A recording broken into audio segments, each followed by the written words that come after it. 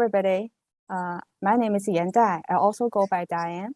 I'm a doctoral student majoring in educational psychology at Auburn University. Today is my great honor to invite Dr. Flanigan as our productive scholar to have this conversation. Thanks for having me. Hi, Dr. Flanigan is assistant professor at Georgia Southern University. And today he's going to talk about his research career and give some advice to graduate students. Dr. Flanigan, it was really my privilege to attend your workshop on student-instructor rapport last semester. But I know a lot of the audience, they want to know more about you. So our first question is, tell us a bit about you and your history with studying and self-regulated learning special interest group. So I got started with the special interest group back when I was a graduate student at the University of Nebraska. One of the faculty members at Nebraska, his name's Doug Kaufman. He's not at Nebraska anymore, but he was there when I was a graduate student. Okay. He introduced me to Heifer Benvenuti. So anybody who's involved with the SIG knows Heifer and knows how And Dr. Kaufman introduced me to Heifer when I was a graduate student because he thought that we might have some shared research interests. And so my research on digital distractions, which we'll talk about here in a minute, Dr. Kaufman thought that that kind of related to the things that Heifer was doing with academic delay of gratification. So he us, and Heifer kind of took me under his wing, was one of my informal mentors during grad school. Wow. And he, he didn't have to do that. And he was at a different university. Took me under his wing and helped me get involved with the SIG. And that was back I was probably introduced to him in 2014. I've started since then. I've served in almost every position you can imagine in the SIG except for treasurer. I've been part of the graduate student committee, been the chair of the grad student committee, been the mentor of the grad student committee. Then I've been junior and senior secretary, newsletter co-chair, program chair, and now junior chair to Whitehead. Wow. Yeah. Now let's talk a little bit about your research. How would you describe your research interest in general? How did you get into this line of your research? And how did your research evolve over time? So in general, like kind of most broadly speaking, I'd say that my research looks at the interplay between self-regulation of learning and the motivation to learn. Yeah. What are factors that influence those things and how do those things influence each other? And my probably primary area of research that everything else kind of stems from is digital distractions. So the role that readily available mobile technology can on our self-regulation of learning. So this phone is pretty much always within arm's reach for most of us while we're in class. It's either it's just either straight up on our desk or it's in our pocket or in our bag, but we can still pull it out. And that temptation is kind of always there. And it was something that I saw, experienced when I was an undergraduate. And then when I started teaching at the University of Nebraska as a graduate student, I got an academic success course. So this was a course that was designed for like at-risk students or for just incoming freshmen to help them learn better study strategies.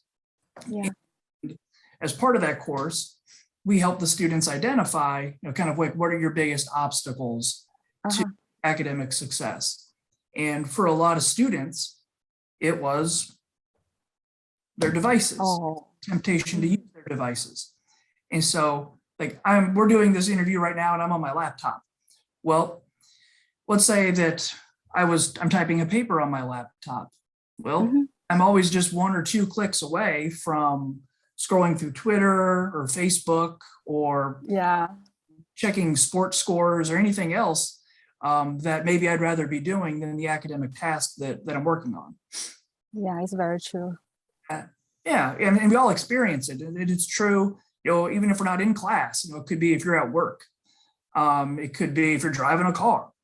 Our devices are just kind of what's the word, omnipresent, kind of always there. And so that means that temptation can always be there. And so those in that academic success course pretty well kind of universally identified their digital devices as being an obstacle to their success. And so it was something to relate to. And so that's something that I was very interested in studying. Right. And then kind of an offshoot of that research, it had been my research on student-instructor rapport. And you mentioned you were in that workshop last semester. And so in reviewing the literature, and then in some things that my participants were saying in some of the qualitative studies that I was doing on digital distraction, the students were kind of hinting that, well, the ways in which my instructors react to me being on in class can influence perceptions of that instructor. Okay. Of my other research with instructors, they me and Wayne Babchuk published a study in 2020 in the Teaching and Higher Education Journal. It was a qualitative study about with university faculty, and so how do you react and what are your perceptions of student digital distractions? Like, how do you react? How do you try to curb it in the classroom? And said, well, when I see a student off task, I really try to be tactful about how I respond. If I call them out in front of their peers, then they might influence how they view me and even how their peers view me. So you see me kind of forcefully call out your classmate next to you, that change your perceptions of me as well. So all those things emerging, and so then we started to research, what are the way that instructors react to digital distraction might be one thing that influences student perceptions of rapport, but what are things as well, and how instructors react to student digital distraction fit in there? And so that's how in the past couple of years published a few studies on student instructor rapport as well, and the factors that influence that. And so kind of they're all related, and they all kind of situated at that intersection of self-regulation and motivation. Right. That makes sense. And also, I know your research has been very productive. You have a book published early this year that is a digital distraction in college classroom. And here's another question. Tell us something about your book and your recent study. So the book turned out really well. Thanks for mentioning it. We finished with 12 chapters, and we had authors from 4 continents. We had Africa, Asia, Europe, and North America. Wow. Yeah, so it was really awesome to see the response that we got from our call for chapters. And the book is intended to kind of address, or really just kind of deconstruct the digital distraction phenomenon. So the chapters about the prevalence, consequences of digital distraction, chapters on prevention strategies. Probably my favorite chapter in here is one that looks at how digital distraction affects the self-regulation of learning cycle. It's really just kind of a broad spectrum look at all things related to student digital distraction. And that book, it's kind of just been something that I've always wanted to. I say always. I graduated from grad school in 2018, so it's not like I've been doing this for 30 years. But it's something that I wanted to do, because there's a lot of research on digital distraction, but I hadn't really seen like an edited volume that pulled all of it together. So that was the purpose of that edited book, was to pull all of those things together to kind of create like a one-stop shop of reference for all things related to digital distractions. Yeah, it's a great work. It's amazing. Thank you. Thanks. Yeah. I can feel your passion about your research and about this book. And I wonder, what do you really enjoy about the research you're involved in? Well, I think it's just easy for people to connect with. And so earlier, and we all experience digital distractions, whether in class, at work, driving a car, maybe we're on a date. We all experience that. It's just kind of normal. It's part of our lived experience. Yeah. so it's easy to relate to. And honestly, one of the biggest perks of it is it's easy to explain to my parents.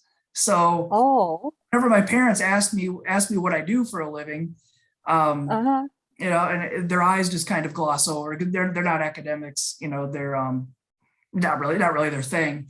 And so, you know, sometimes their eyes can kind of gloss over. But when I tell them I study digital distractions, usually I have to get my dad's attention because he's having the conversation and looking at his phone. And so I can see. So it makes it easy to talk to my parents about it so that way they can relate to it. But just anybody in general can usually relate to it. And I've also been able to, as we mentioned, I created those workshops on strategies that instructors can use and graduate TAs can use to initiate and to maintain rapport with students in their classrooms. Yeah, exactly. Another workshop on how we effectively curb student digital distractions in the classroom. And so it's easy to talk about, it's easy for people to connect with, and then it's easy to see the implications. And those workshops that I've created, you know, I think are kind of really tangible ways to bring the findings to people in ways that can positively influence practice. Yeah, it's very informative, and it gives some practical suggestions. Yeah, thank you.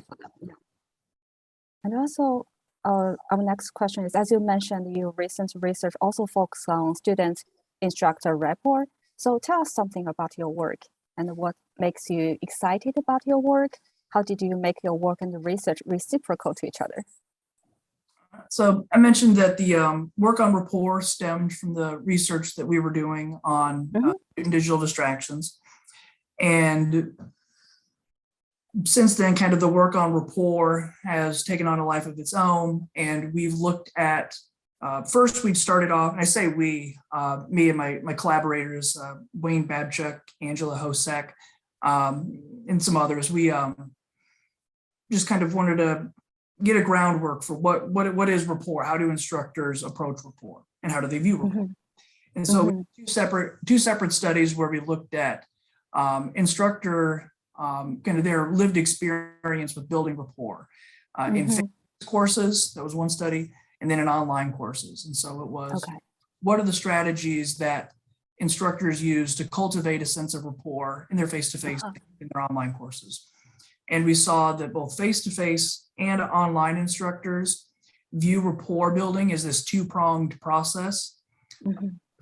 Initiating rapport at the beginning of the semester, and then maintaining rapport across time after it's been initiated. So you'll remember in that workshop, the first thing we talk about, what are the things we can do during that first week to initiate the rapport, and then what may be some similar or different things that I need to do across time to maintain rapport once it's been initiated. So we saw that face-to-face and online instructors both viewed rapport building as a process of initiation and maintenance, identified different strategies that they use.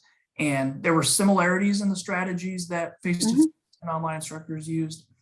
There are also different ones as well, because the online learning environment is obviously different than the face-to-face. So you have to rely on some different strategies there.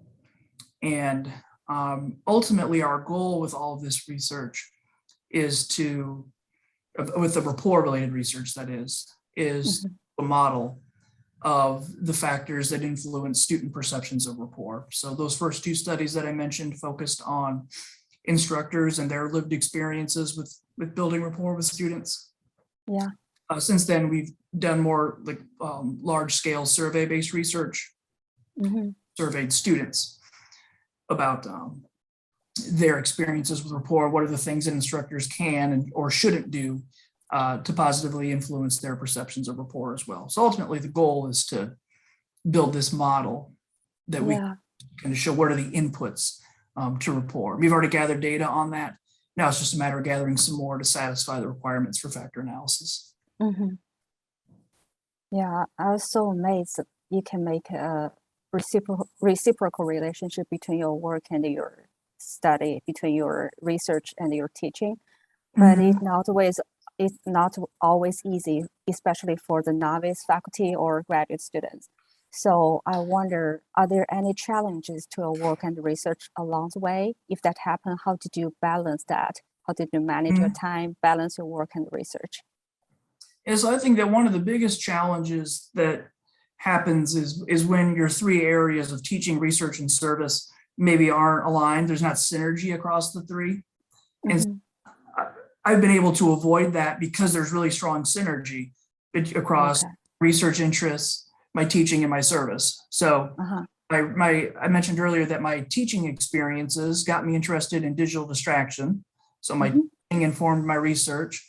And then my research on digital distractions and my own experiences as a teacher got me interested in student-instructor rapport. And I do those workshops so we can see that there's synergy and that my research informs my teaching informs my research, and then those things feed into my service activities. And so that's something that has helped me manage my time well, I think. Because there's strong synergy there. But as far as the biggest challenge, now that we've moved the research into kind of larger sample sized survey-based research, gathering adequate sample sizes is always a bit of a, and so I was able to overcome that challenge by finding really motivated and enthusiastic collaborators who are just as interested in stuff as I am.